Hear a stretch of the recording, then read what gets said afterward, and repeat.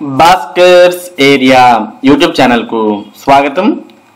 APDSC 2024 కు సంబంధించి మొన్నటి వరకు చాలా మందికి చాలా రకాలైనటువంటి సందేహాలు ఉండేవి. మరి ఈ సందేహాలన్నీ కూడా క్లియర్ చేస్తూ ఆంధ్రప్రదేశ్ ప్రభుత్వం APDSC clarifications and extension of date అంటూ మరి ఏవైతే ఏపీడిఎస్సి 2024 అభ్యర్థులకు సందేహాలు ఉన్నాయో ఆ సందేహాలన్నీ కూడా నివృత్తి చేస్తూ ఒక పీడిఎఫ్ అనేది విడుదల చేసిన విషయం మనందరికి కూడా తెలిసిందే.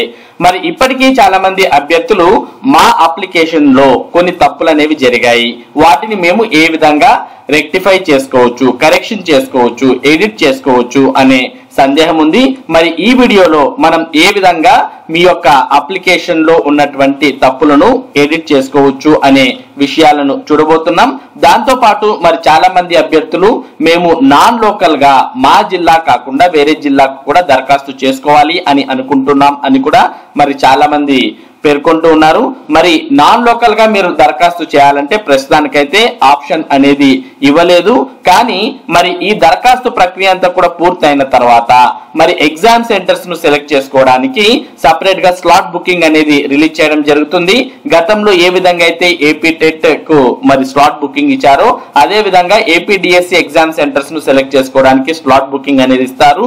అప్పుడు మీరు ఎప్పుడైతే స్లాట్ అనేది బుక్ చేసుకుంటూ ఉంటారో అప్పుడు మీరు ఏ జిల్లానైతే సెలెక్ట్ చేసుకుంటారో ఆ జిల్లాకు మాత్రమే మిమ్మల్ని కన్సిడర్ చేయడం జరుగుతుంది అంటూ మనకు ఇక్కడ క్లారిఫికేషన్స్ లో ఇవ్వడం జరిగింది. ఫర్ ఎగ్జాంపుల్ ఇప్పుడు మీరు ఏపీడిఎస్సి 2023 కు దరఖాస్తు చేసేటప్పుడు మీరు ఫర్ ఎగ్జాంపుల్ చిత్తూరు జిల్లాకు చెందినటువంటి వారు అనుకోండి, మీరు కర్నూలు జిల్లాకు దరఖాస్తు చేయాలి. మరి ప్రస్తుతానికైతే మీరు చిత్తూరు జిల్లాకు లోకల్ కాబట్టి చిత్తూరు జిల్లా పేరు పెట్టే మరి మీరు ప్రస్తుతం దరఖాస్తును సబ్మిట్ చేయాల్సిన అవసరం ఉంటుంది. తర్వాత మరి మీరు ఎప్పుడైతే స్లాట్ బుకింగ్ చేసుకుంటారో అప్పుడు మీరు ఎగ్జామ్ సెంటర్ ని సెలెక్ట్ చేసుకునేటప్పుడు మీరు చిత్తూరు జిల్లా నుంచి కర్నూలు జిల్లాను సెలెక్ట్ చేసుకోవడానికి మీకు ఒక ఆప్షన్ అనేది ఇవ్వడం జరుగుతుంది అంటూ మరి క్లారిఫికేషన్స్ లో ఇవ్వడం జరిగింది. కాబట్టి మీరు exam centre slot booking select చేసుకునేటప్పుడు మీరు ఏ జిల్లాకి మరి అప్లై చేసుకోవాలి, ఏ జిల్లాలో పరీక్ష రాయాలి అని అనుకుంటున్నారు, ఏ జిల్లాకి పరీక్ష రాయాలనుకుంటున్నారు అనే దానికి సంబంధించిన సమాచారం మిమ్మల్ని అడగడం జరుగుతుంది. ఇక ఈ వీడియోలో మనం మీరు ఏ విధంగా మీ అప్లికేషన్ లో జరిగినటువంటి తప్పులను మరి మార్చుకోవచ్చు అనే విషయాన్ని మనం ఇప్పుడు ఈ వీడియోలో తెలుసుకోబోతున్నాం. అందుకోసం మీరు ఏపీడిఎస్సి 2024 కు సంబంధించినటువంటి వెబ్సైట్ ను ఓపెన్ చేయాల్సి ఉంటుంది. మరి ఏపీడిఎస్సి 2024 వెబ్సైట్ యొక్క అడ్రస్ apdsc.apcfss.in. ఈ వెబ్సైట్ యొక్క డైరెక్ట్ లింక్ ను ఈ వీడియో డిస్క్రిప్షన్ లింక్ లో కూడా ఇవ్వడం జరిగింది. మీరు దాన్ని క్లిక్ చేస్తేనే మీకు ఏపీడిఎస్సి కి సంబంధించినటువంటి వెబ్సైట్ అనేది ఓపెన్ అవుతుంది. మరి ఏపీడిఎస్సి 2024 కు దరఖాస్తు చేసుకోవడానికి ఫిబ్రవరి 25, 2024 వరకు సమయం ఉంది. కాబట్టి మరి మీ అప్లికేషన్ లో తప్పులను కూడా సవరించుకోవడానికి ఇదే చివరి తేదీగా మనం భావించవచ్చు. కాబట్టి ఎవరైనా కానీ మీ దరఖాస్తులో తప్పులు అనేవి ఉన్నట్టయితే మీరు మరి ఫిబ్రవరి 25, 2024 తేదీలోపు దరఖాస్తులో ఉన్నటువంటి తప్పులను సవరించుకోండి.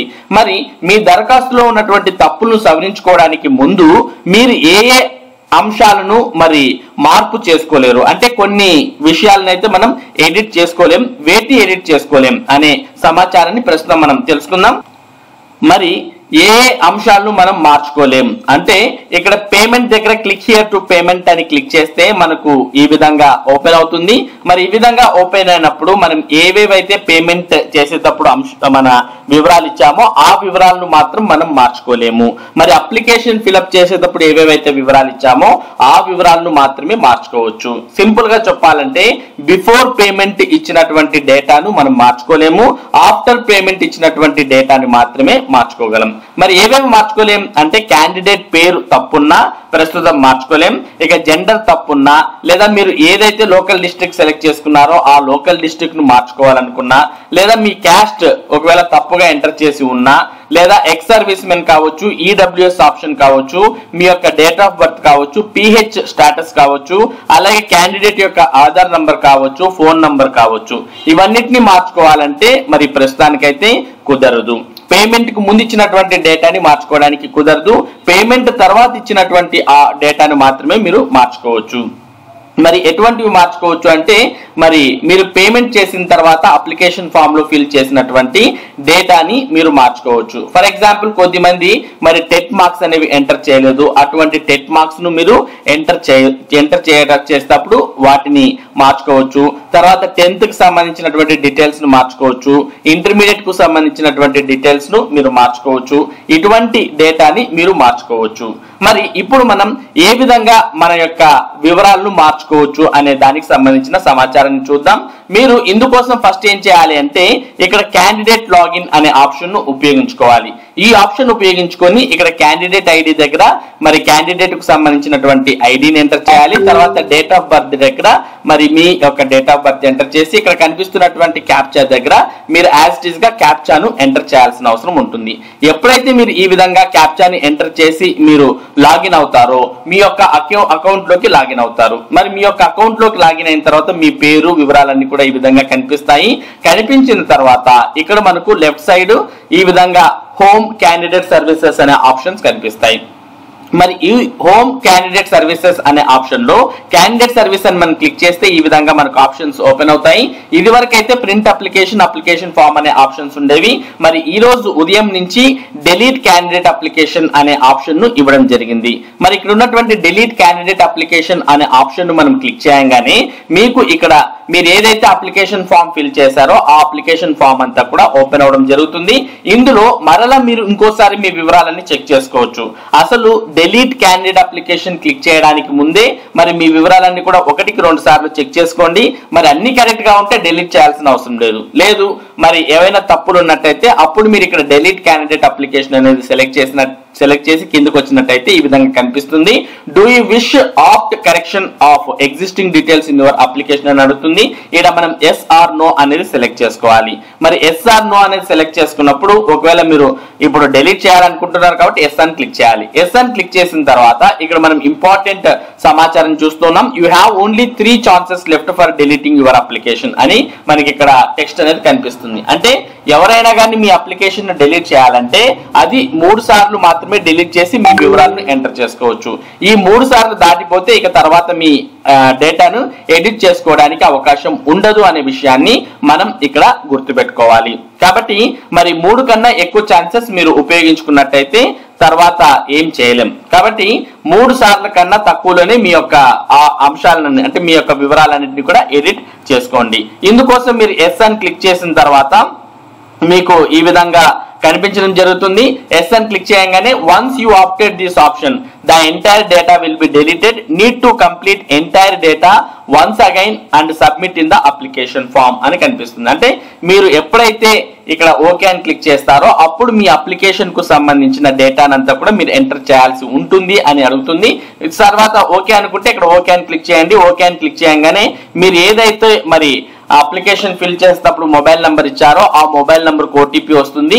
ఆ ఓటీపీ సెంట్ అనేది వచ్చిన తర్వాత మొబైల్ ఫోన్ కు వచ్చినటువంటి ఓటీపీని ఇక్కడ ఎంటర్ చేయాలి.